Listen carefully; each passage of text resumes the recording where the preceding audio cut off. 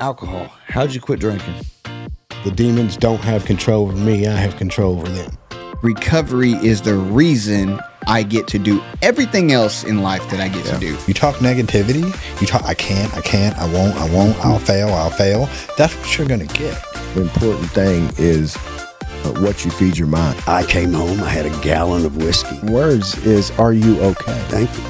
And that is so powerful. I mean, it is.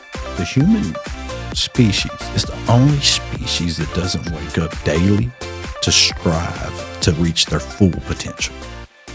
Got a piece of your gum, by the way. A Nero gum? Yeah, you want some? I'll take a piece, yeah. Experiment. I think it's peppermint. It's peppermint. Dude, I tell you, Joe Rogan and Theo Vaughn swears on this shit. That's what they were saying when I saw it said no there. I was like, he's out there talking. He won't mind if I try a piece. No, it's not bad. I mean, it's got a little caffeine in it, so it kind of, not that much, but like no more than a half a cup of coffee or something. The first couple times they were advertising that stuff, it was kind of like the, like the dude in the movie where he took the blue stuff and Yeah, like Limitless. Limitless, and he was like all hyper focused on stuff. right. That's why they were trying to make the gum to be that way too. Right. They say that methylene blue stuff is supposed to do that. I've read stuff like that, and I've only seen people talking about it, but I actually haven't seen any real studies on it. So Right. I didn't Right. I didn't just jump onto it, but Yeah. now they have like the methylfolates. I started taking that, and I've been doing. What is it? The methylfolates it's L-methylfolates. Right. And so I started taking those, and I could, over about a week, I can tell a little bit of difference in some stuff. What about like the mushrooms and stuff? You dipped any of them yet? Well, I haven't dipped into any of the mushrooms. I know the lion's mane. Yeah. But I mean that's one that I've heard about. Yeah. For years. For years and years. Yeah. That, and then there's another one that grows on the tree or on dead stumps. I can't remember the name of that. It's supposed to be. There's really a few. good. I've got it. I've tried actually all the coffees. Like there's coffees that they make. I don't know. You probably heard of them. Yeah. Right. I heard there was What's like that one that's, like some for in the morning. There was some for in the evenings, like when you need to wind I'm down. trying to think of the one. I can't think of the name of it. Dang it, I can't think of the name of it. But I've tried them all. But the one I'd take now, I can't even think of. But it's good. It's really good. Right. I'm weary about. I say I'm weary about what I put in my body, but I know he was not about to say that. No, I get you. He was not about to say that. I'm leery about what I put in my body. hold on. Yeah. No, but medicine wise, like I don't like to pick pills. I don't like to do stuff. I get you. But I have a struggle with remembering things. Like you tell me something, and then 5 minutes later, I'm like, "Hey, man, what did you say?" It's sugar and caffeine, dude. It's sugar and caffeine. But I noticed that my ability to just stay focused for so long is like tough. Like like just reading something. I'll read a paragraph 2 or 3 times before I can even comprehend what it's saying, and it's such a chore to just read. And I'm sure the sugar and caffeine has some, because that's all I consume. It's probably more sugar than it is caffeine, because sugar. I mean, you think about it. Everything we have that's prepackaged. I mean, if you go and you look at it, to think of third a world, of it is sugar. Right. Yeah. To think of a world without sugar is just. I know. I can't even imagine. But raw sugar is so much better. Right. And right. Like, no, there's a guy that here, like we buy ketchup and mustard from Heinz and all that stuff. It's loaded. People in other countries, they won't even buy those products. They have to make it a certain way before it can be shipped overseas. Which is crazy, though. You think about. We pay more money for less actual food. We get more chemicals and poisons in our processed foods. And other countries. It's so crazy. And we're first world country. Yeah. That's what's insane. It's like third world country. Don't send them that stuff. Let's give them all natural. They need it.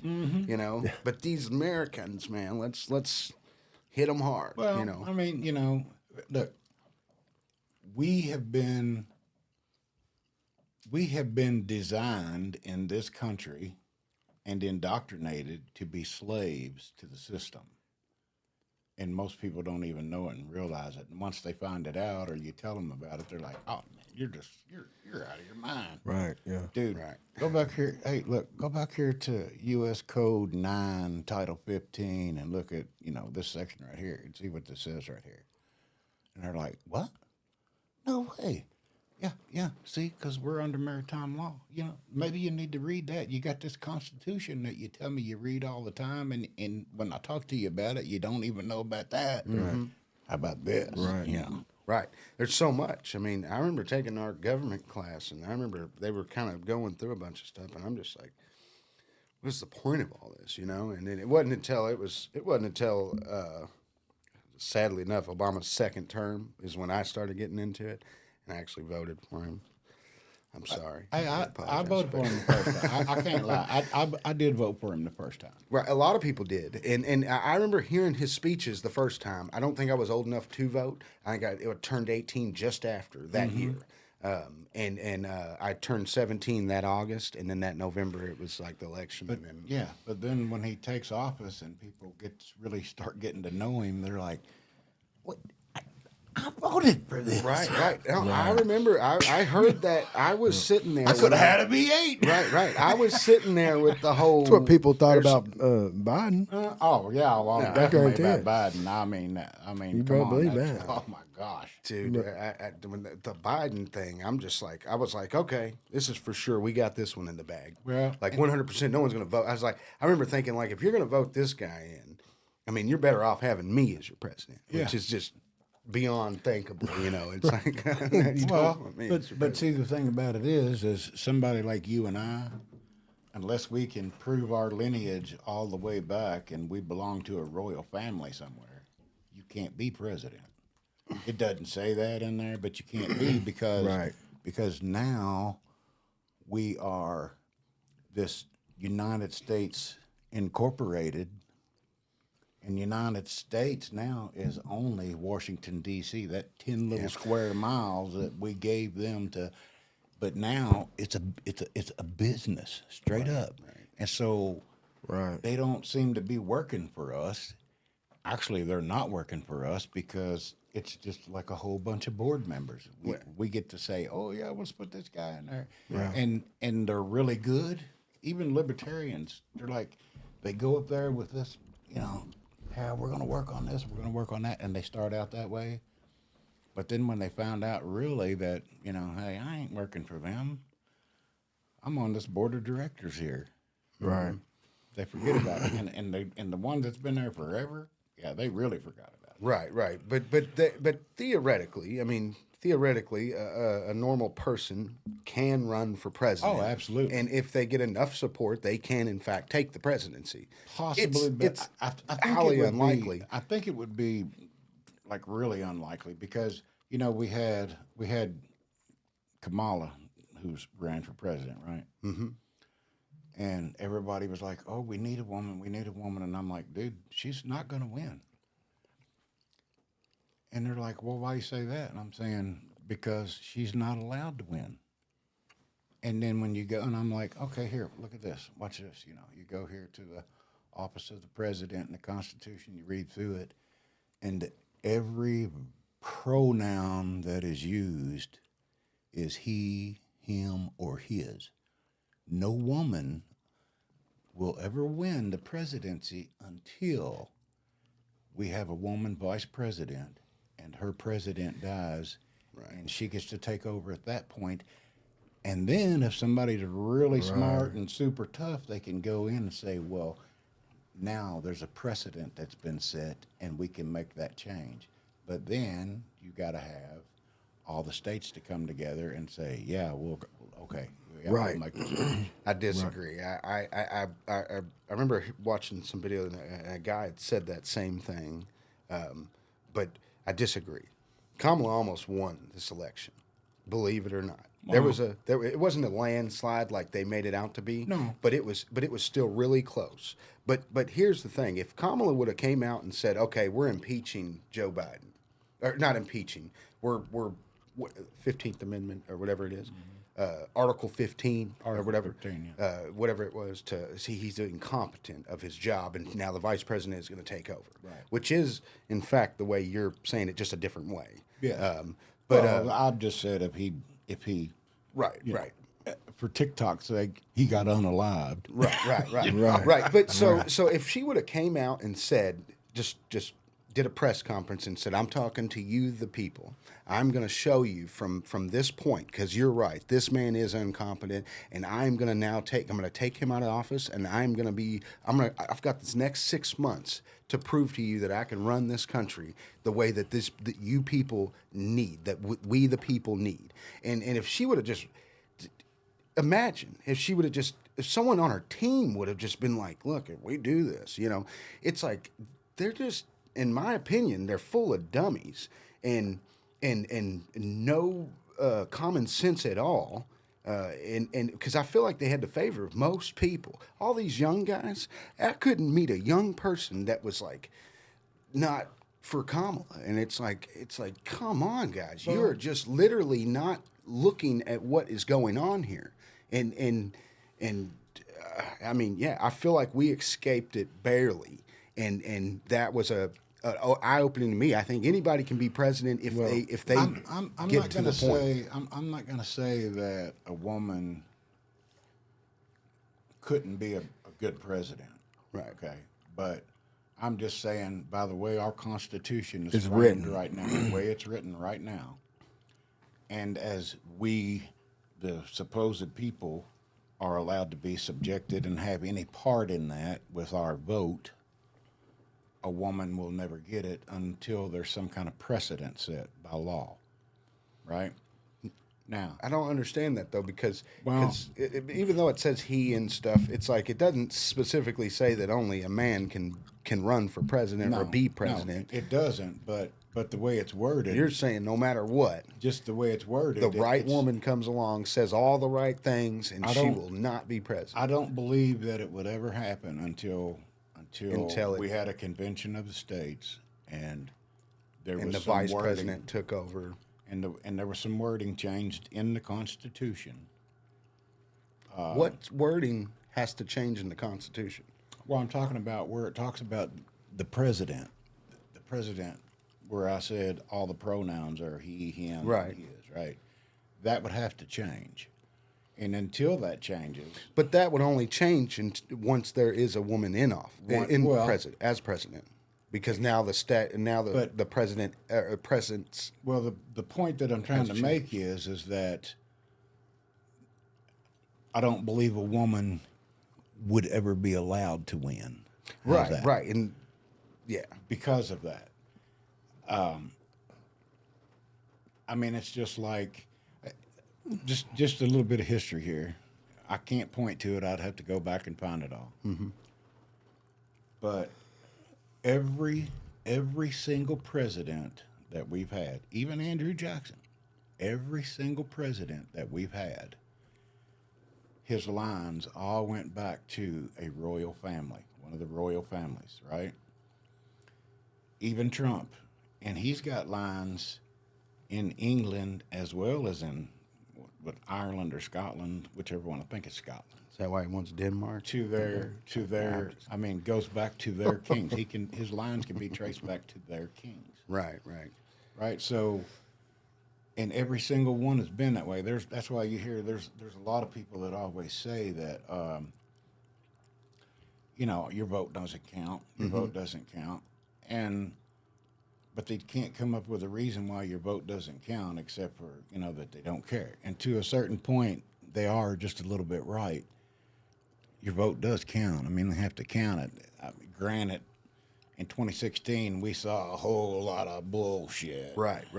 Where people were sending in ballots And and mail-ins. that was to me if the when, mailman knew who you were. Right, He threw right. your shit away. And right, and that to me was one that set the precedence for me was that our vote does in fact count. That we need to go to the poll if We we're need to able. go. That's We what I need to told go one to of the- I was Right, at a poker yeah. game and I talked to them all. I was like, y'all going to vote tomorrow? And they were like, why? My vote don't matter. And I said, you know why that is? I said, because you are going to not go tomorrow. And I said, and you're going to convince him not to go because you're like, it doesn't matter anyways. And I said, once you have 100,000, 100 million people or whatever, a million people doing this, now your vote doesn't matter.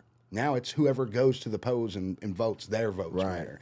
And I said, so now if everybody just goes on and goes, just get up and go and go and vote, and just vote your party, vote whatever you want, but do it. Just go and do it. Now our votes can matter. If we don't do it and we just sit there and say that, we the people have the power. If everybody just stopped and said, fuck it, I'm not going to do nothing today. I'm not going to work. I'm not going to this. I'm not doing nothing.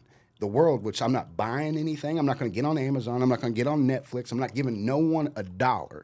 That's not 1 cent. Everybody just stopped. It would be like the world, the country's on strike. That's right. That would be a huge The government blow. would beg you to whatever you want. We give up, and the government would beg you to come back, and that has always been one thing. In 2016, I felt like our votes really do matter when that election took place, and we the people are they very knocked strong. them down. And my personal opinion, at state level and local level, our votes really do count. When it's those board members, Congress and the Senate, I think our votes really count. But when I think it comes to the president, to the president, the office of the president, I think there's a lot of finagling that goes on. Because For sure. think about this. I mean, just like you said, there were so many people that was talking about Kamala. I'm sorry, Kamala Harris was a freaking idiot. Right. She was a lunatic from. Right, but that's how I felt about way Joe back. Biden. I was like, "There's no way this man's going to win." No, I didn't either. I didn't think about it either. But like I said, then we found out, all this. But bullshit then after was that, going when on. Kamala's running, I'm like, "Holy shit, guys! There's a good chance she could win." Yeah.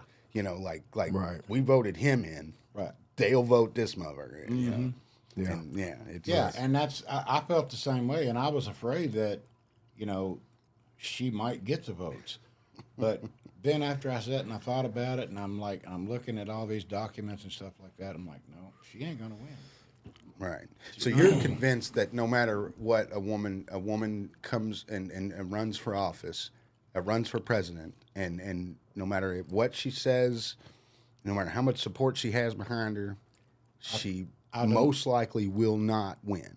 That's how I feel. That's exactly how I feel. Only because of the way, because they want us to believe that we're doing the right thing, right? By getting out and giving our support to our candidate and all that kind of stuff. Right. And like I said, at local level, at state level, and when you get to those board members, but then when it comes to the CEO, somebody's appointing the CEO. Right. It's you talking about the electrical. Well, What is the it electoral called? college. Electoral college. Well, that's one of the best things that we actually have. People say, "Oh, no." But that's them, right? That's the electoral college is like how many representatives you have in your state Right. versus whatever based off of the census. Right. And so we elect these representatives, and now those representatives have a little bit more pull in who's the president. But see, your electorate is also appointed. We don't vote for who's going to be our electorate in the electoral college. Isn't that a random thing though? Like just one of them will be the elector, or somebody from so this many group is from- going to appoint a certain person here. Now they might be a senator or a congressman that somebody appoints and says, "Okay, you're going to be the electorate." But the people don't have the say about who's the electorate. Right. And that's why a lot of people say, "Oh, well, we need to get rid of the electoral college." Well, we need to focus on who we're putting in that position to vote or to put electric And out the there. other thing is that if we got rid of the electoral college, you got. See, this is what applies to. I'm not swinging it around. Here's what applies to the way our government works. Okay, so you have all these people that vote, and then we use electorate to vote for that. Okay, so I'm just going to use California for an example. Let's say almost the entire state of California was voting for a particular party. Okay, Right. but then they have so many electorate. Those electorate don't necessarily have to go with what the people say. They're supposed to, Right. but they don't necessarily always. Isn't do there that. like a lot of Republicans in California? Oh, yeah. There's a bunch. Yeah. Like when I was looking at the thing, it was like the whole thing was red. And then you got like your little blue things, and it's like, now how the Oh, hell? you're looking at Los Angeles and San Right. Francisco. So how and are a they? couple other How is the couple majority cities. You probably vote? want to move that mic a little bit more towards you so you can get. How 'cause is you ain't the- gonna be able to Okay. hear you on that? Yeah, and We may be sometimes, able to, but like you even won't. though you can kind of hear yourself in here, it's not necessarily how it's going to be on the recording. Yeah. And stuff. But how does a state that has a lot of Republicans seem to keep the same governor over and over and over again? It's like nothing's gotten better. The state has not done better. It's the way they set up their districts, their voting districts. That I mean, it doesn't matter. The redlining, or Right. is it redlining? They call them redlining and stuff like that, but yeah, I mean, They just was doing it in Texas, I think. yeah, and just they redid their they redid thing. they redid some electoral districts. That's right. Redistricting. Yes, and that's what, you know, for were years and years, Republicans never paid too much attention to it. Right. And then suddenly the Democrats were coming in, and if you ever think about it, we've had far more Democratic presidents than we've had Republicans since the end of the 18s. Right. Right. Now, before that, it was kind of a toss-up. Before that, because it was like 1871 is when the 14th Amendment took place, which put the United States as pretty much a business. 1871. 1871, okay? That's 6 years after the Civil War. Yeah. And see, a lot of people don't realize, right? The Civil War happened, and most people, you talk to them about it and you ask them, they say, oh, well, it was about slavery. Mm-hmm. Okay, you can kind of say that. But then you ask other people about it, and they're like, well, no, the South was just being mistreated by, blah, blah, blah, blah, blah. There was two reasons for the Civil War, because I tell you right now, you can read all of his papers, and Lincoln had no intention of the Emancipation Proclamation. He had no intention of signing that. Okay? The problem is that in the South, that's where all the cotton and all the major crops, textile crops and stuff like that were actually grown in the South. Your hemp and all that kind of stuff. Because up north, the growing season wasn't long enough. Right. Okay? But all the industry was in the north. Okay? So they're wanting to be able to get down there and get better pricing, you can't use subsidies back then because there was no such a thing, but the farmers, the people who were running the plantations, they were saying, hey, you've got to pay us this much money for this material because we have so much invested here. Right. Right? And so the North was like, nah, we're just not going to do that. So the South winds up sitting and holding a bunch of stuff. What are they doing? They lost money. Okay? You really have to go and dig in your history to figure this out. Right. So then they say, oh, well, then it was just about the slaves. Well, here's the thing about the slaves. If you read your history and you look back through the books, I mean, there are some history books, and you can find them in the National Archives, which are online now. You find out that there was a handful of plantations who might have mistreated their people, Right. their slaves. I call them their people, okay? The first man to say he's going to have a slave and had a court to go back and do it was, I can't remember his name. He was a black dude that came from England, and he brought a bunch of people over here as indentured servants, right?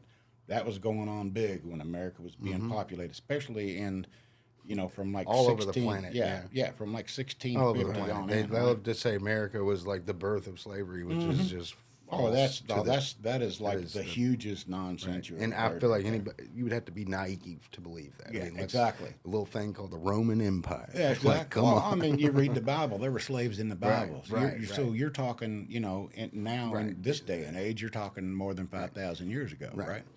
But so the plantations that were growing all these crops and stuff, look, they needed those people for help. Right. And most of the plantation owners, they took care of their people because they knew that they needed them. And when it actually got down to the Civil War, a lot of those people that they were calling slaves, they didn't want to leave the land because that's what they knew. That was their job. That was their life. It had been their home, and they'd been taken care of. But then you had some other assholes who treated them like shit and dogs and stuff like that. I mean, Well, I mean, that's it's very anywhere you much see clear. it. There's so much history on how much it was bad. Oh, You know, I'm it's not. like, I'm definitely- not trying to say. I feel like that they I'm- definitely to throw put the no paint magnifying over it to make glass it good. on there. Trust You me, know, there- it's the same There with- ain't no molasses on Right. there. Right. It's the same with the Native Americans, the Indians. It's the same. I mean, Now- you're talking when we came here, that they group were of people really got shit on. well, they did, but there was, I mean, there was like an Indian civil war going on when we got here Between some of the tribes, yeah. between a lot of them, and they were so brutal. They were brutal people to each other. Well, I mean, you think about it. When you say that during what they're calling the Middle Ages, the Dark Ages, think about the supposed brutality that went on. Now, I've been having some rethoughts about all that.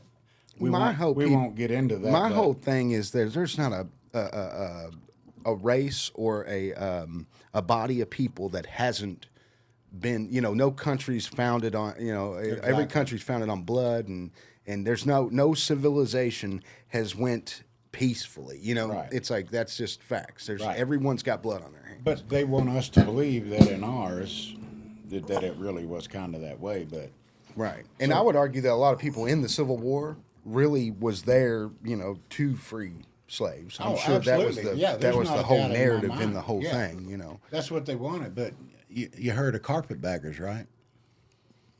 You heard of the carpetbaggers? When you did your histories and stuff in school.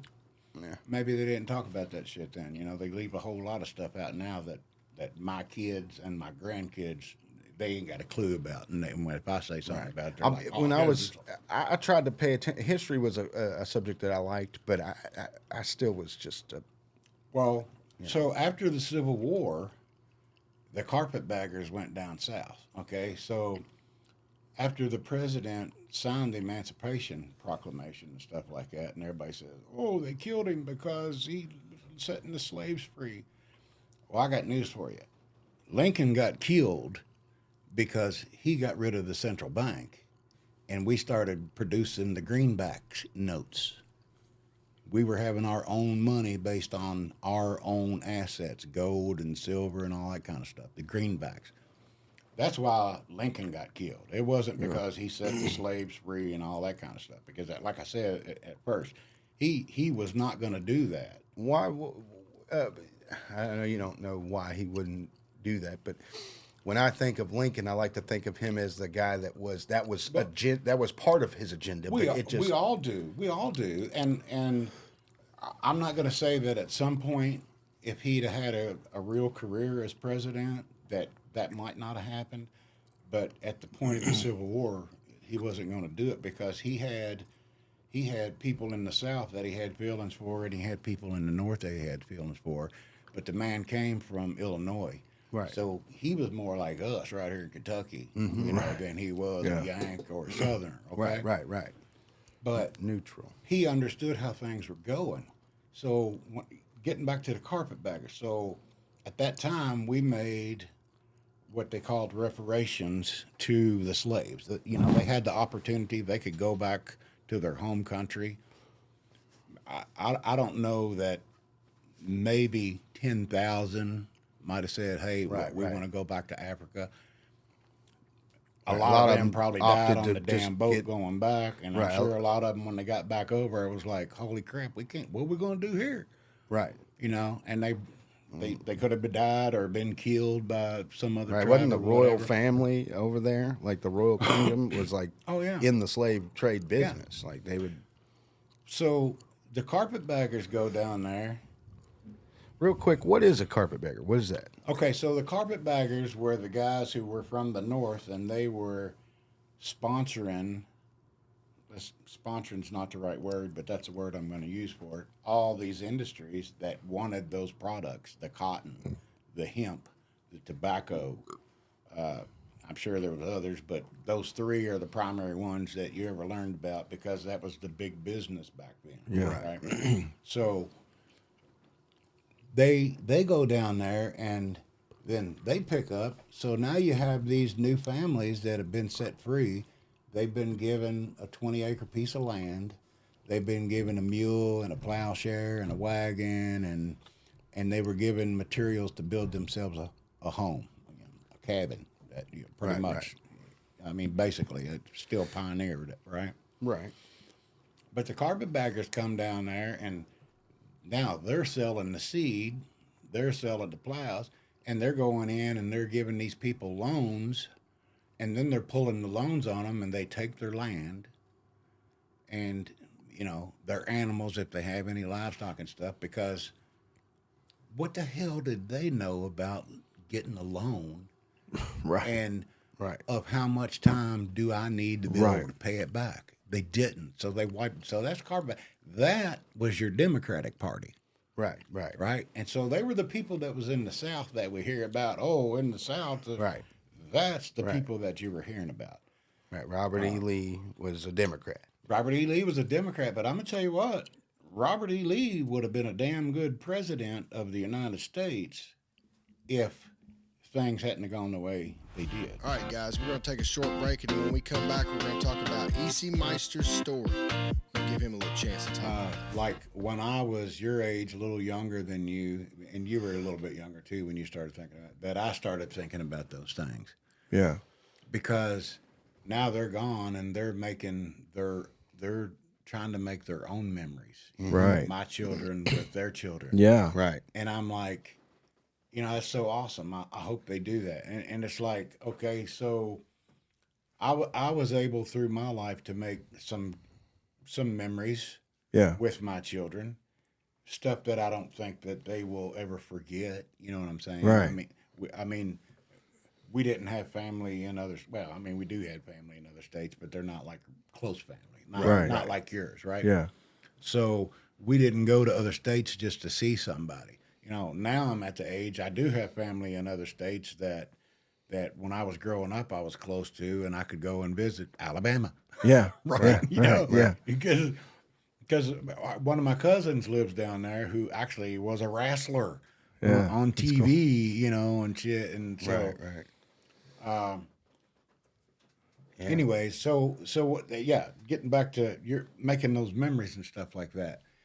You see them and see your kids at some point later on, they're going to be able to see them and show them to their children and be like, wow, I remember that, Dad. Right. When I was growing up, my dad was a cop, City of Louisville Police Department then, okay? And my real mother, worked at White Castle at Preston and Eastern Parkway. I don't know if y'all remember. It used to sit like right in the middle of the crossway, and you had to drive around it. I think they kind of moved it now, but my mother worked there. Well, they wound up getting divorced, and my stepmother worked for the police department, right? So I have some memories of some times like where we went to the Smoky Mountains and we went somewhere around Natural Bridge area camping. Those, but they're few and far between, right? Yeah. And so as I got older, there was more time. They were all gone. They were all away, and I was left home playing daddy. And then my stepmom had a baby, and then I was really playing daddy, and my sister, who's 5 years younger than me, was trying to play mama. Yeah. We were left taking care of a baby. So it's like, Right. we grew up that way. And so I think that, like, when I wound up getting divorced and I had custody of my kids, I think that's one of the things that helped make it a little easier for me to be able to fill that role. Yeah. As the single parent. Right. Because at that time, their mom, she just more or less packed her shit and said, take me here and, no hi-bye, kiss my ass or nothing. She got out and walked away. And she didn't come back around for a while. So my kids, I know my son doesn't hold any disparity against me for that. Yeah. But I've got a daughter who holds disparity against me for that. Against you for what? Like for because they were with me. And but why would it be against you for something she did? Well, because they don't understand that. It's because you took the kids, but Mama took off. Right. But they don't look at it like that because well, my son does. Who's younger. But He Mama understands. is just brainwashing her. Then basically telling her stuff that's. Well, I think some of that may have happened. I'm not going to say. Okay, that that's happened. fine. Yeah, you know yeah, what yeah. I get. But it feels like it to me sometimes. Yeah. But I Right, can't say it. I mean, I've Like heard. she believes that you were keeping the mom, keeping them away from their mom. Yeah. Right. But what she don't realize is that mom took off and left the state, and she went to Florida. Right. With this guy that she took off with, and so she doesn't. I don't know if she just doesn't have the capacity to look at it that way or to see it that way, or That's it's crazy. just like because she didn't come back around for, like I said. Well, I mean, hell, the kids were. They were getting ready. Sam was already in school, and EJ was going to be starting school.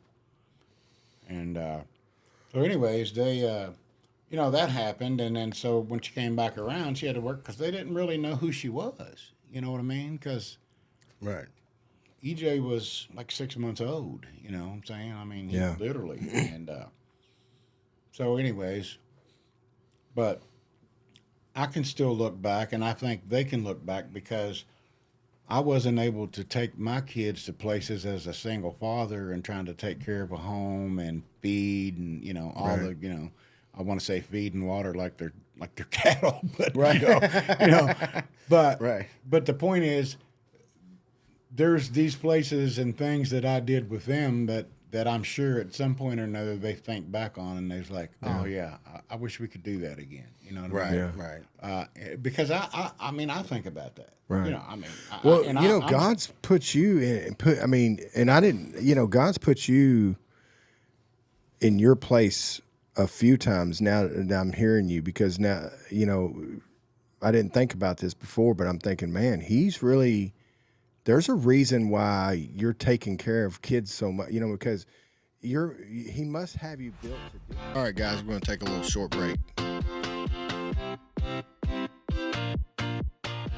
don't like to talk about it too much because, it might be hurtful. Right. You know what I'm saying? Right. And I don't mean to be hurtful because no, I know because everybody involved, I love them immensely. Right. You know I know. But I mean, there's a lot of people that say that God has, God gave you this because he knew you could handle it. Right. Well, maybe, I heard other people say, oh, it's going to keep you younger. Well, I'm going to tell you right now, that shit ain't true. I have not heard that one. My body has really, Right. But as far as the body goes, I know for a fact that me growing up and doing the things that I had to do, I had to do when I was a young man, I damaged my body then. Right. Because hell, there was one point I was working 2 full-time jobs. I worked all night in Black and Decker, and when I got up in the morning, I come home and to get the kids. This was before Mom left, so I come home actually at that point it was just one kid, and so I come home to get that kid. I would take them and drop them off at a babysitter, and go to the other job and work that other job all day long, hanging sting pipe, and then come back and pick that kid up again and go home and be home just about the time that Mama's getting home. Yeah. Right. And, and I was good with that for a little while, but then my body started really feeling it. And then when I was coming home, I was just dying, Yeah. Right. And that's when I was talking about, my blood pressure started going up so high. Right. It was because I wasn't allowing my body to rest. But yeah, doing that, there are times when I have my prayer moments that, especially in the beginning, when I question God, are you sure this is what I'm supposed to do? Yeah. And the only answer I could ever get back is, this is what I've had for you. Yeah. Right. There's nothing else. And when I think about it, I'm thinking about like when I got divorced, when he says, this is what I have for you. So when I got saved, I was in a bad way. I had my children, and I was in a bad way because this woman that I worshiped,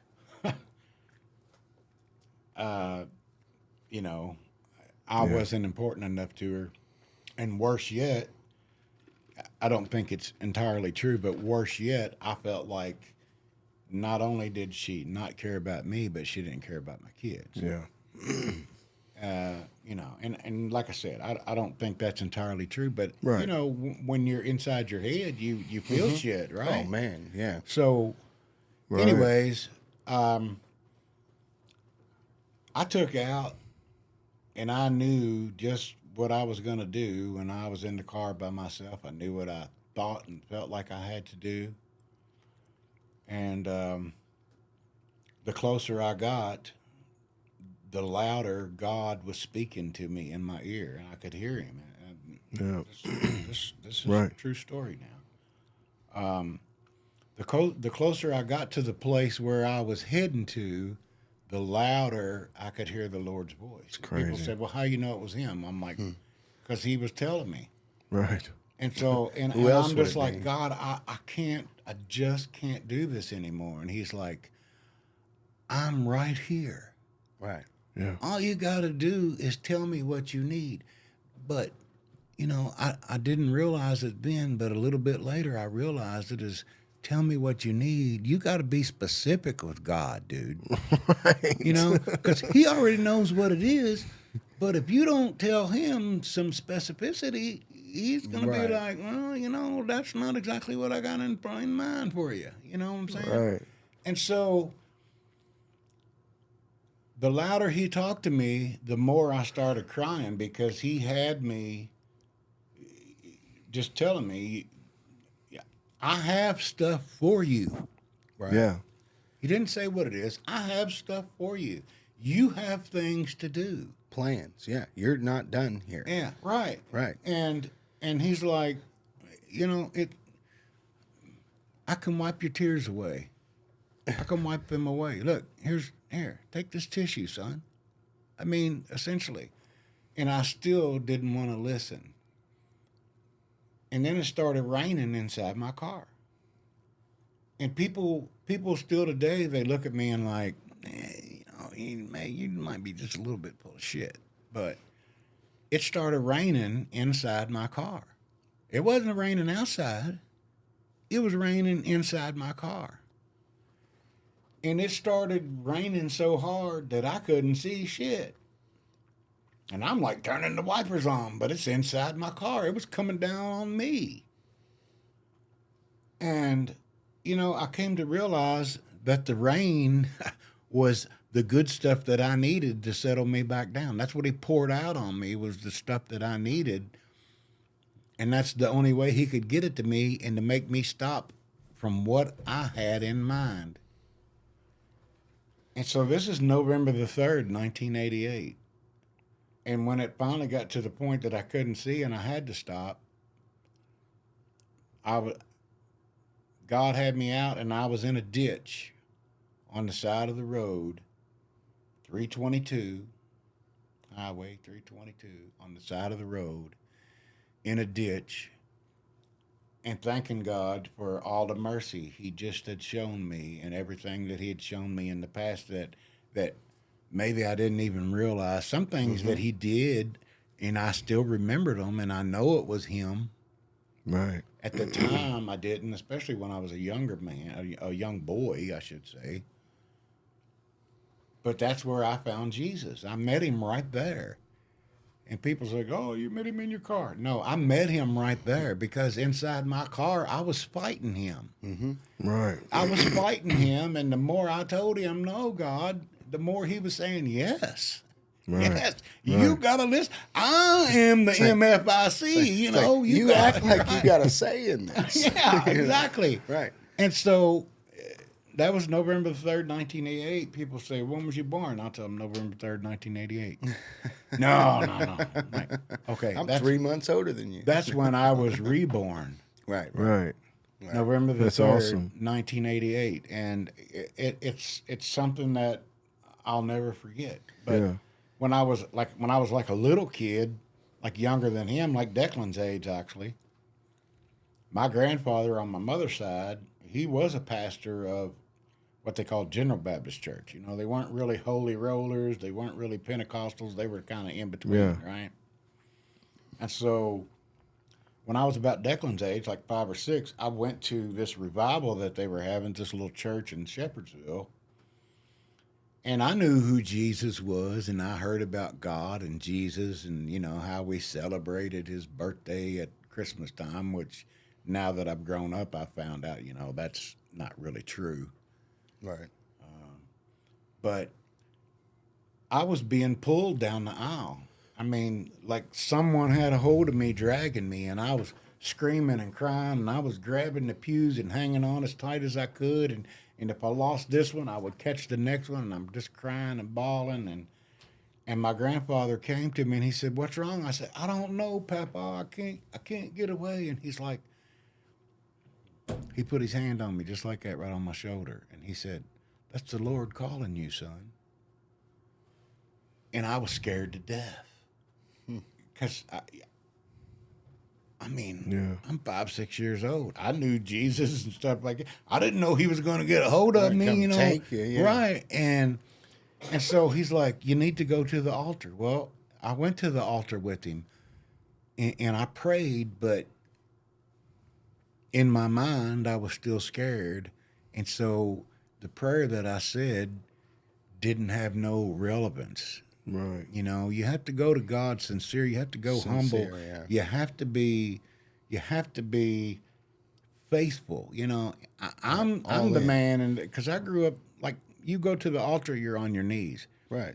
And really and truly, I'm the man who believes not only should you be on your knees, but you should be cowing before God. Mm-hmm. You know what I'm saying? You should be almost prostrate and cowing before God. Not that he's supposed to be so vengeful and, you know, fear the Lord, you know. Right. And when we're little, I get what you you're hear saying, though. fear the Lord, you know, but it's a lot different when you grow up and you find out that fearing God, it's not being afraid of him. Yeah. It's being realistic as to what he is, Right. being His more faithful, capabilities. right? And Yeah. right. So I let that chance pass me by, and when I think back on my life, had I known better or not been afraid of what was going on and actually went to the altar at that time, how different would my life be now? How much more full would I be? Yeah. How much more of living and enjoying this earth would I have done? Right. So, maybe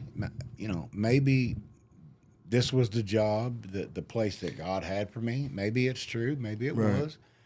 You know, sometimes, like I said, there are times when I question it, and the reason why I question it is because things are so different now than when I was a kid. Right.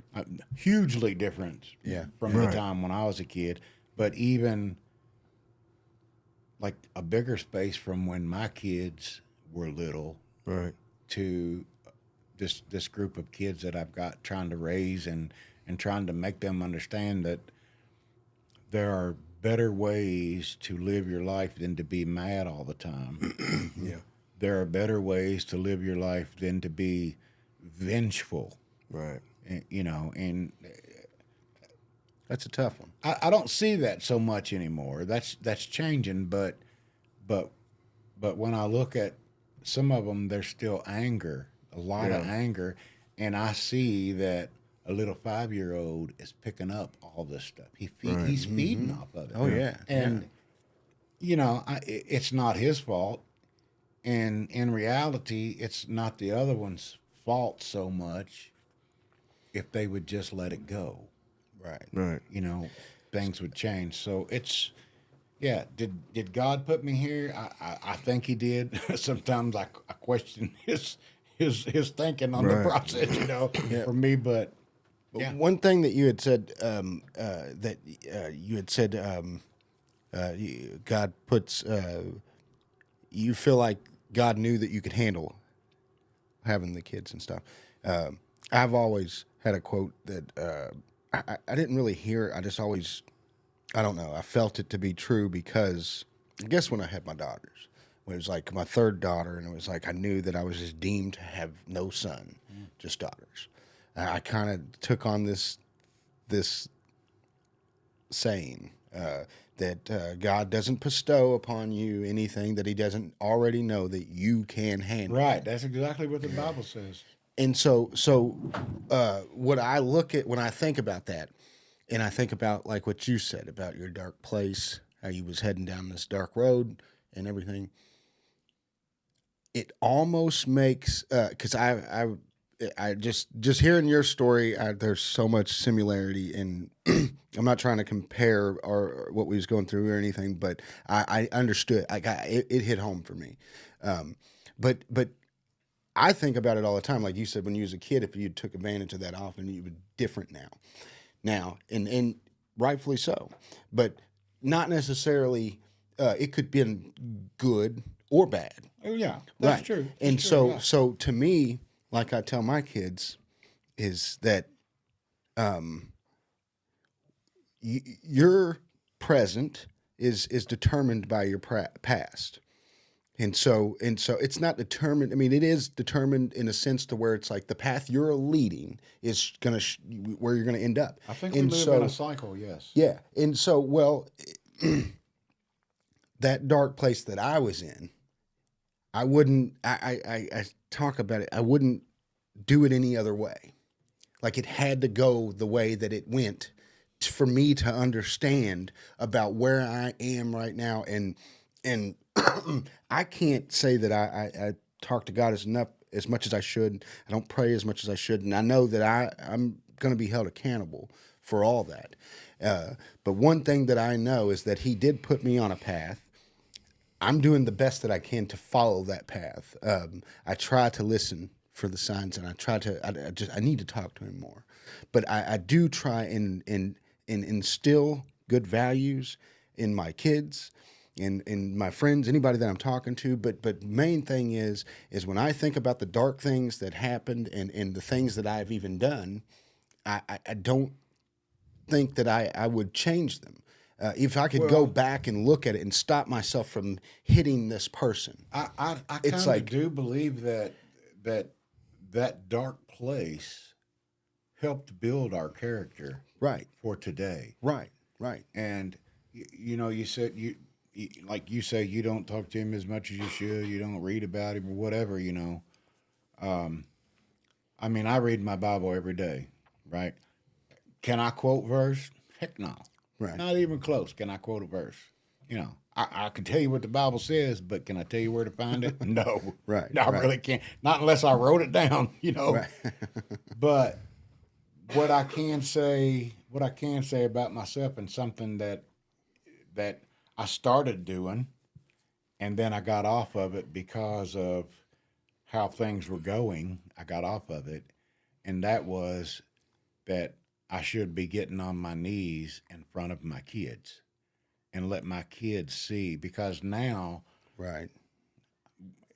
when I pray, either I'm by myself or after everybody goes to bed and I'm laying in the bed, and that's when I say my prayers. And I should be getting on my knees and letting them follow me to get on my knees so that they can have a little bit more understanding, and so that maybe they can pick up that, hey, we really are supposed to be humble Right. before God. Even if he's made us a millionaire Right. or a trillionaire, Yeah. Definitely be humble. All right, guys, we're going to take one last break.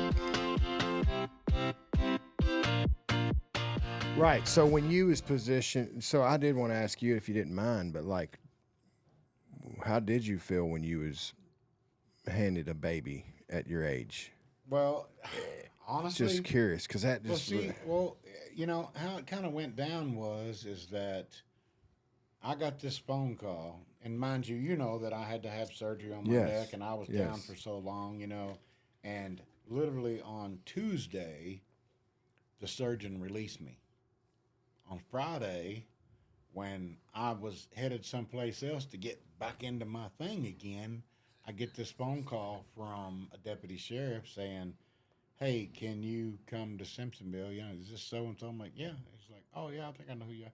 Can you come to Simpsonville and pick up a kid?" And I'm like, "What kid?" He's like, "Well, we got one kid here in Simpsonville that is supposed to be your grandchild, and we want to pick him up." Well, the phone call was about the oldest boy. I ain't gonna say names on here, but the oldest boy, right? So, so I go there, and I'm like, "What's what?" So they tell me, kind of fill me in a little bit about what's happening, and they only wanted me to take him because it wasn't paternal father, Right. the one that was there. So, and I'm like, "Well, yeah, heck yeah, Right. So he's like, "Well, we got to wait for CPS to get here."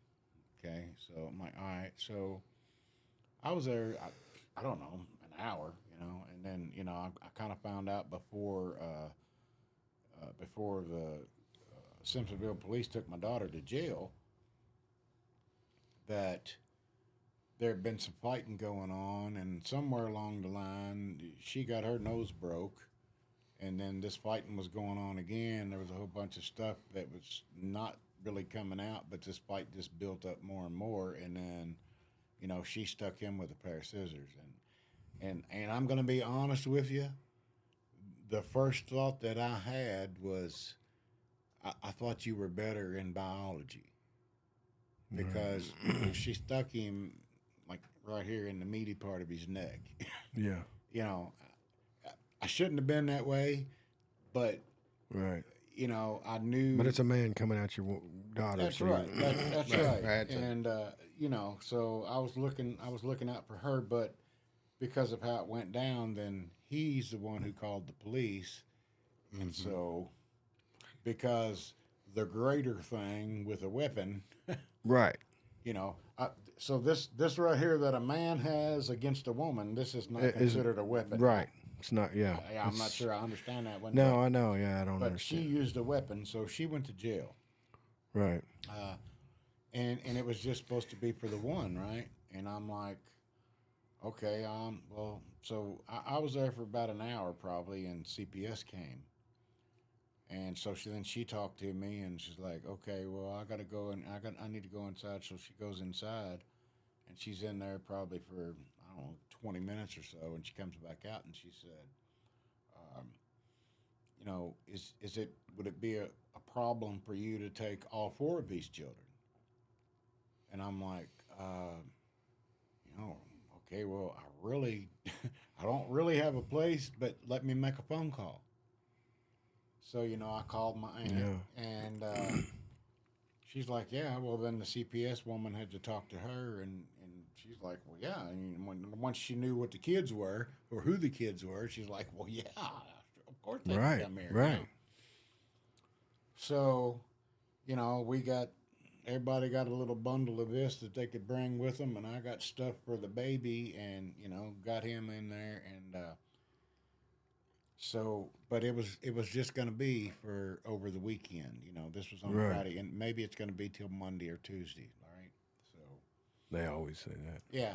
So, anyways, well then, after Monday and Tuesday went by, then I had to go see them again with the kids, and then they come up. Well, it's probably going to be like 2 weeks. Well, then now here it is. 2 weeks has turned into over 5 years. So, to your question, when they said, okay, take these, and I'm thinking to myself, because at that time I'm 50, You're dealing with your neck and your right, age, and I'm at that time I was like 58 years old, and I'm like, God, what am I going to do with the baby? right. This little baby. I mean, I had them before, but God, what am I going to do with a little tiny baby? How am I going to deal with this? And he let me know it's going to be okay, honestly. Yeah. And then later on, I found out, came to realize that he was the easy one, because all this shit that had been going on that Papa didn't know about was baggage for the other ones. For the other ones, yeah. The other ones that were older and had suffered through it. Yeah. Right. That was baggage for them. Yes. I didn't have a clue. Yes. I found out shit. Right. I'm not going to lie to you. I found out shit that made me want to put one neck in this hand and the other neck in this hand and squeeze as hard as I could, lift them off the ground and shake them till they went limp. Right. Seriously, I mean, that's how mad. And At both of the mother and the father. at how mad, and I mean, it destroyed me inside. Yeah. And, he'll one of them will sit up and say, "Oh, well, he don't cry." But there was a time in my prayers, I cried every night for a long time. Yeah. And then, but they started to get better, and then things got bad, and then they would get better, and then they would go bad. You know what I mean? And I think the biggest problem with that is because now there's this list of rules that have been they never had. imposed that they never really had before until shit got all loud and noisy, and then suddenly here's this rule that you just broke, and that's the way I was seeing it. Right. Right. But now they're to the point now where they're starting to have some family therapy with mom, which is a good thing, I think. Right. I honestly and truthfully, I hope that this therapist will open some worm cans. Yeah. Instead of glazing over everything. I hope this therapist will open some worm cans so that shit can be cleared out. Right. Because, them worms done died. They need to be gotten rid of. But you got to open the can to do it, right? Right. Yeah, it's going to be stinky for a minute, but, open the window, right? It's got to be done. Yeah. So that's what I'm feeling. So at some point they'll start the reunification process, and they'll get to have some unsupervised visitation, and it'll build. Right. I'm sure it'll build up before there's actually ever any real unification to the point. And I hope that would turn out to be good. Can I tell you that I'm going to be heartbroken and like the daddy who just lost his When it comes to that, especially when it comes to the two boys. Yeah. That is going to well, let's just say it like this. When that day comes, Papa's taking a long vacation.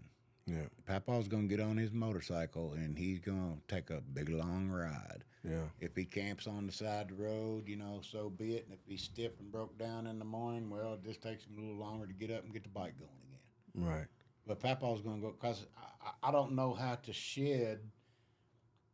I don't know how to shed the destruction that I'm going to be feeling. Right.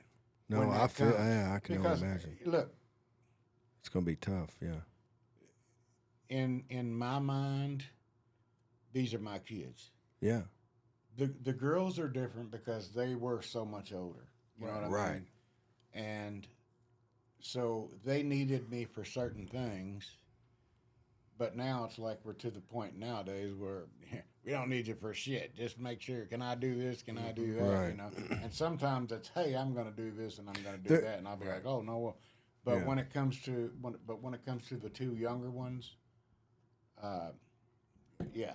I'm gonna. It's like you're all they know. Well, I'm truly going to be heartbroken because to one of them, I am all he knows. Right. Right. And Right. So But they needed he's that. going to be heartbroken, and I'm really going to be heartbroken.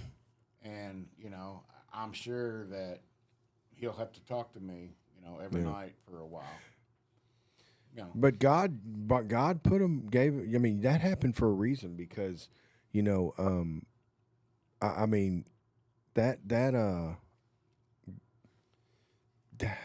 like, what would the outcome come if they didn't have what you've given them, as far as like, discipline and certain things like that? Because they're going to respect that. They're going to grow, and kids grow and respect that. I really, really and truly, I do hope they do. I know that there's time when they think that I'm just being a hard ass, and I'm not trying to be a hard ass. Yeah, I know. It's tough though.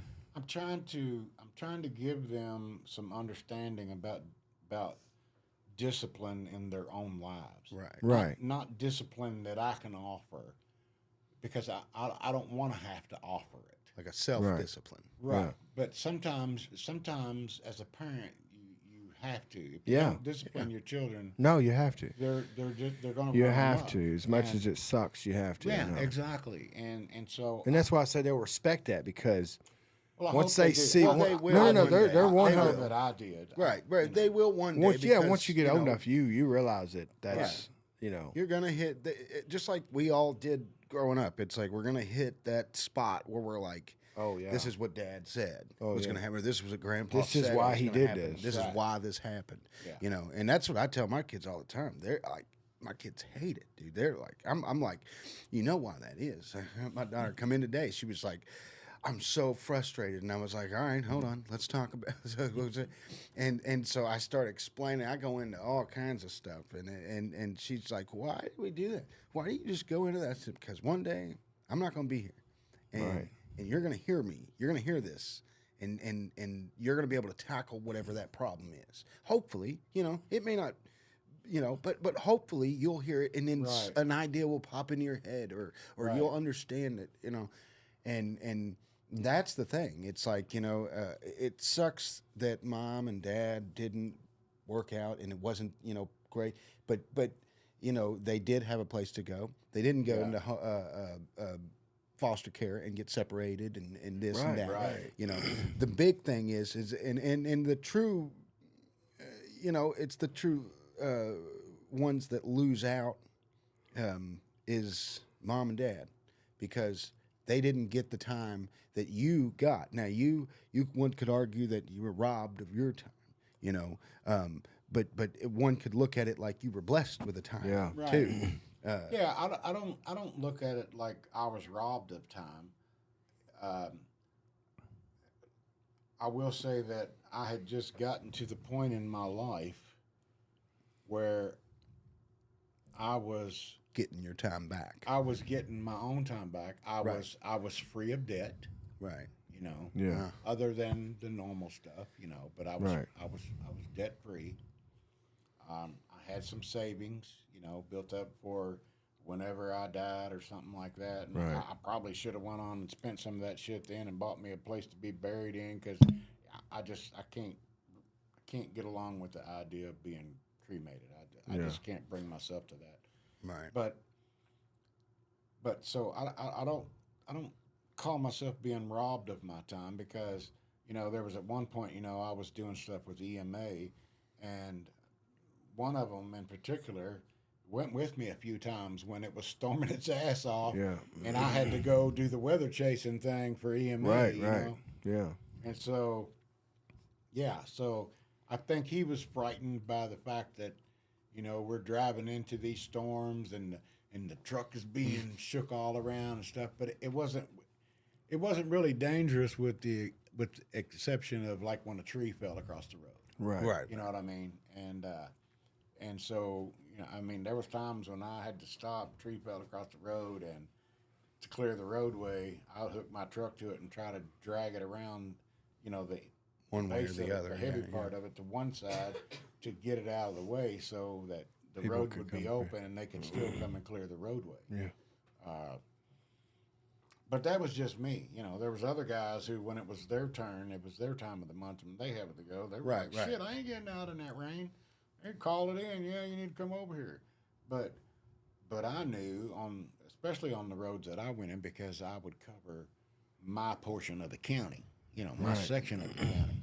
And so, a lot of the people that I knew as a young man are old folk now. They can't get out and do it. What if they got to get out? What if something happened to one of them? That's the reason why I felt the way that I did, and I would do that, even though I'm in my 50s, right? Yeah. So, I enjoyed doing that immensely. Right. And that kind of went away. And that, well, yeah, it did. It kind of went away. I had intention of going back to it once I got healed up, from this. But God said, maybe your body ain't healed up enough. Here, I got this job for you again. Right. So here's something that's more important for you to do than, So, that's the only way that I look at it. Can I say that there are times when, man, I would love to go do that, but I can't. Right. I've got responsibilities as a father. I can't do it. Sorry, Yeah. Well, I didn't mean to get off on, your life story or anything, Well, honestly, I hey, appreciate you, giving us that. That was, now I ride with this motorcycle ministry, Last Days, Right. Motorcycle ministry, in the Alpha chapter in Shelby County, and and I love that, and I love my brothers and sisters. Yeah, we're all that brothers I've and come sisters. to know in that, immensely. And, y'all have saved me from lots of things, man. Joining Last Days to me was, big. It was a family that, Right, just being a part of something. being I a think- part of a I think family, I think of it's a family, I think that really I mean, meeting you helped and me Morris and everyone, and saved me a little bit too, because I had, for a stretch of time when I lived in Shelbyville, and for lack of anything a little bit nicer, I was living in sin Yeah. with a woman. I cared Right. I cared very much about her. And I wanted to get married, but she didn't want to get married. And, and then when it come right down to it, her ex-husband got sick with cancer, and she decided to remarry him because she thought she was going to get some money.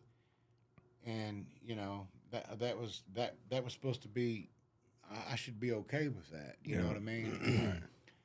I just, maybe I should have been, but I just couldn't. And I tried to explain to her, hey, you ain't been married long enough to be able to get his pension. You ain't been married long enough to be able to even get his Social Security. Well, they don't know that. The hell they don't. The state knows that, and I'm like, You sign the paper. don't do this. You Right. So she did, and I stayed and tried to work around it and let it, Right.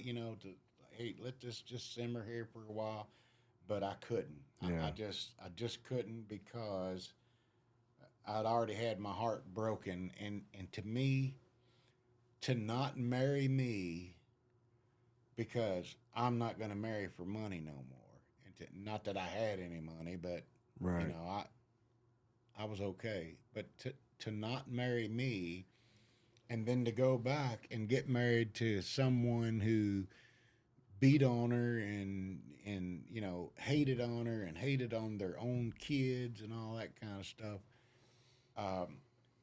Why? Right. Right. You know, what you know, so I tried it for a long time, but I just couldn't do it. So I had to leave that too, you know. So I left the home that I had.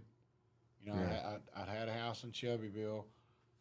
We both were in it together. I sold a bunch of stock that I had that was in Black & Decker that I had forever. Yeah. You know, and so I sold that, and she used some of the monies and her child support money that she had. So we went together. We bought this house, and we paid it in cash. And me not being intelligent enough to just get a note and, you know, Right. because I come to find out, which I should have known, because I used to be, I went to realty school to become a house appraiser. Yeah. So I should have known, and I did know, but I didn't think about it, that you buy a home and you pay for cash, you have no equity into it. And my thought was it should all be equity, right? Right. But it ain't. Right. So, yeah, but anyways, I had to leave that, and that might have been another thing that was bringing me back to where I'm at now. You know, maybe I had to get out of that and get away from that to be into where I'm at now. You know, God works in some He does. some really mysterious ways, and it's not for us to know. Right. It's just for us to do what He asked of it. Right.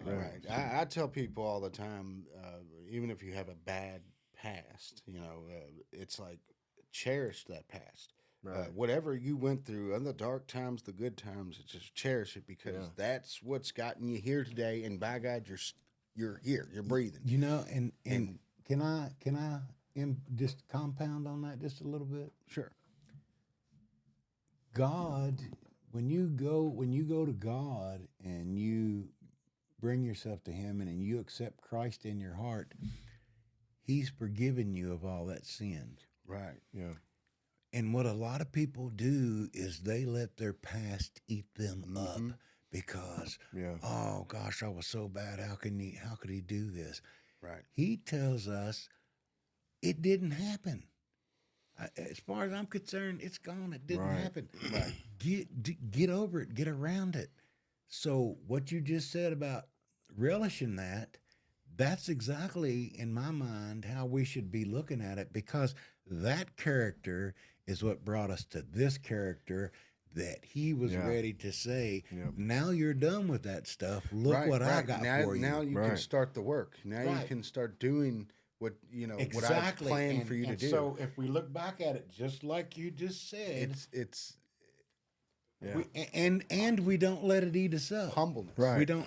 Right. Humbleness. That's true. You know, No, But we have to be at that point where we don't let that stuff take us over, because if we keep remembering it and keep feeling sorry for ourselves, we are doing nothing. Right. You don't for the have to. kingdom You of don't God. have to, you know, replay it over and over in your head. Right. But you can still, you know, you can still reflect on it. Yes, you can embrace it, definitely because it embrace was a it, part because of the life. That there's brought lessons you to that here. you learned, and if you forget it, that's what I tell a lot of people. You know, I'm 4 years no alcohol, and a lot of people like oh, how do you do it? How do you make it look so easy? And it's like, it's not easy, for one, and for two, I think about it every day.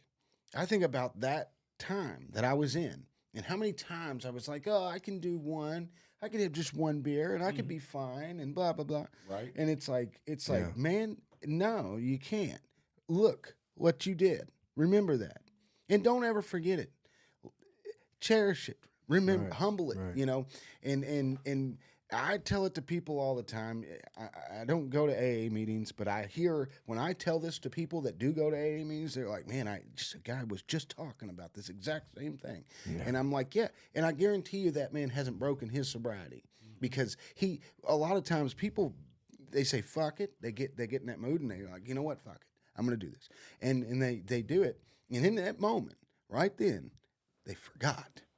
They forgot what it was like to that dark place, because every one of them end up right back in that dark place. God willing, you're in that dark place, because if not, you're worse. You're dead. Yeah. Right. And so, I've got a buddy that is constantly on this cycle. It's like I do great, I just do great, and then all of a sudden, bam, back down on the bottom, and then I'm never going back. I ain't never doing this, and then bam, and every time I'm trying to remind him, every step of the way, I'm like, hey, you remember what happened, right? Oh well, yeah, but that ain't gonna happen this time. I'm smarter now, and it's like. I was telling him the other day, I was like, because I spent last Valentine's Day, I spent at a bar. This is last Valentine's Day. I haven't touched a drink for 4 years. Right. And I spent it all night. We didn't leave that place at 1:30, 2 o'clock in the morning. With your wife. With my wife. And my wife had a blast. People can drink. That's okay. People can drink. People can drink and not have problems. I cannot. Right. That is my problem, not yours. Right. So if my wife says, hey, I want to go to the bar, and, it used to, like, Rick would always be like, man, I want to invite you over, but, man, they're drinking and stuff, and I just feel bad. And I'm like, dude, it's not your problem. Like, you invite me, and I come, and if I relapse, it's my problem. But it's not like I equated it to him. I said, look, a lot of people equate it like, well, man, you're dancing with the devil, man, when you go to that bar, or you sitting there and you're doing that. And I'm like, I'm not dancing with that devil. Jesus is sitting here right beside me, and he's fighting that battle. See, I'm glad to hear you say that. Jesus is the one fighting that battle. If I choose to fight that battle on my own, I will lose every time. Right. But it's not that I'm going in just me. It's not. It's Jesus I'm not doing nothing. Right. Jesus is the one going, hey, man, get the hell back. Yeah, because you can't. Yeah, because you can't handle it. And that's the best way I can explain it. Right. That's a good way to explain it. It's the only way I can explain it, because that's the only. There's no other way. God has done it, and I just like, God, do the same for the Dunkins and the cigarettes and stuff, Right. That's the, But I think that truly my drinking was going to lead. Yeah, absolutely. But I think the drinking was the one thing that was going to stop God's plan in me. Yeah. And it was like, hey, man, you got to get this under control. Right. And it wasn't solely on God. Okay. I did this, and I followed his plan. And so, to me, it's like, don't ever forget it. Don't ever go and fight a demon by yourself. Make sure Jesus is right there with you. And I promise you'll never do whatever it is you're right. trying to do. You say that. I mean, what I've learned is that God opens doors. It's for you to step through when he opens the door. Right. You got to be able to recognize that door and step through it, and then you're good. You're on the other side. Yeah, they say so that. Maybe there's another bad thing in this room, and he needs to open another door. For right. You. Well, but maybe this is a better thing for you. Right. I Well, was on a thought there.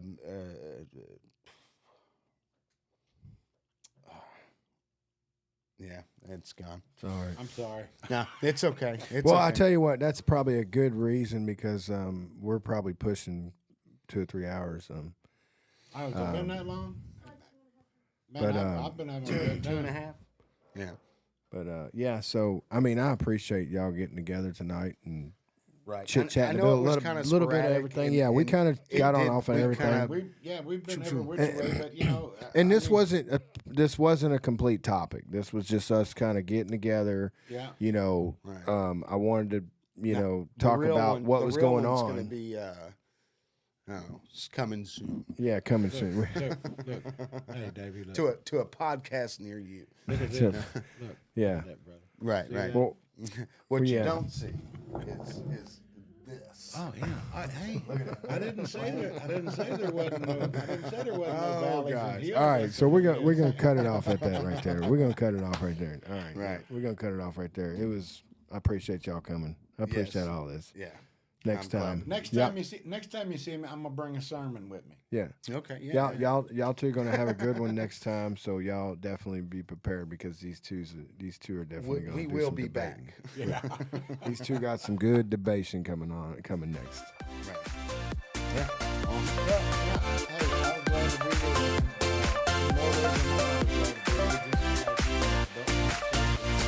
Like, okay, men's mental health. Has anybody asked you if you're okay? No. I went to jail for the first time when I was 10. And ask yourself, okay. yeah, are you okay? Ask That's yourself, a are good you one. okay? You gotta be careful because that snake will get you.